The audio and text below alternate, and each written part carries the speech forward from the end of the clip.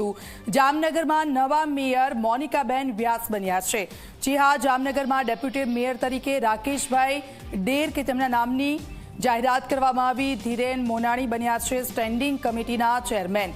દંડક તરીકે પ્રવીણાબેન રૂપડિયાને જવાબદારી સોંપવામાં આવી છે। તો અમર મોદી બન્યા છે શાસક પક્ષના નેતા। તો આપ જુઓ, મેયર, ડેપ્યુટી મેયર, શાસક પક્ષના નેતા એ તમામના નામોની જાહેરાત થઈ ચૂકી છે। જામનગરના દ્રશ્યોમાં આપને બતાવી રહ્યા છે। દંડક તરીકે પ્રવીણાબેનને જવાબદારી સોંપવામાં આવી છે। ખુશીનો માહોલ છે। સંવાદદાતા મુસ્તાક દલ અમારી સાથે ફૂલલાઈન પર જોડાઈ ગયા છે। મુસ્તાક, જામનગરને મેયર, ડેપ્યુટી મેયર અને શાસક પક્ષના નેતા મળી ગયા છે। કેવો છે માહોલ ત્યાં? શું કહી રહ્યા છે આ લોકો?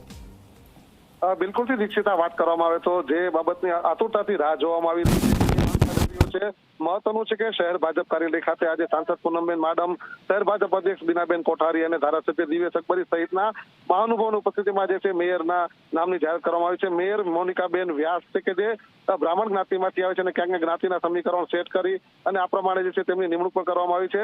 ગત વખતે પણ જે વોર્ડ નંબર 9 માંથી જે અત્યારે વિજેતા થયા છે। આ ઉપરાંત સૌથી મહત્વનું પદ જે જામનગર શહેર માટે કહેવાય કે જે શહેરના વિકાસ માટે ખૂબ જ મહત્વનું પદ ગણાતું સ્ટેન્ડિંગ કમિટી ચેરમેન પદ ઉપર ધીરેનભાઈ મોનાણી કે જે એક શિક્ષક છે અને ગત વખતે પણ વિજેતા થયા હતા અને ફરીથી બીજી વખત પાર્ટીએ તેમને મોકો આપ્યો અને જંગી બહુમતી ચૂંટાણા ત્યારે તેમને ચેરમેન પદનો જે તાજ આપવામાં આવ્યો છે। આ ઉપરાંત અમર મોદી કે જે શાસક પક્ષના નેતા બન્યા છે, જે વોર્ડ નંબર 1 જે છે કે કોંગ્રેસનો ગઢ હતો તે ધ્વસ્ત કરીને ત્યાં વિજેતા થતા તેમને જે છે શાસક પક્ષના નેતા બનાવવામાં આવે છે અને ડેપ્યુટી મેયર ઉપર ડેરભાઈને આ રીતે આપ જોઈ શકો છો કે આખું જે છે દંડક સહિતના જે તમામ નવી ટીમ નવા જુસ્સા સાથે નવા ચહેરાઓને ક્યાંક ને તક આપી છે અને જે પ્રમાણે દર વખતે સરપ્રાઈઝ આપવામાં ભારતીય જનતા પાર્ટી માહિર છે। આ વખતે પણ જે નામો ચાલી રહ્યા જેમાં મોનિકાબેન વ્યાસને બાદ કરતા તમામ 4 નવા નામોની જાહેરાત કરવામાં આવી છે અને હવેથી આગામી 2.5 વર્ષ માટે આ 5 પદાધિકારીઓ જામનગર મહાનગરપાલિકાનું સુકાન સંભાળશે।